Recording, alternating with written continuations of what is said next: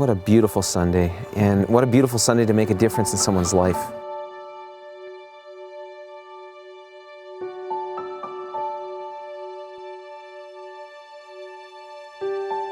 So, Ledell, it's true that we've come to get your signature on some documents here, but that was only part of it.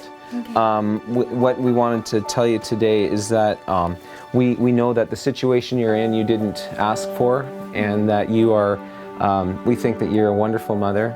We think you're a hard-working single parent, and we think you're very deserving to be the 2019 recipient of Extreme Home Repair. So we've chosen you. Yes! It's you. We've got some flowers for you.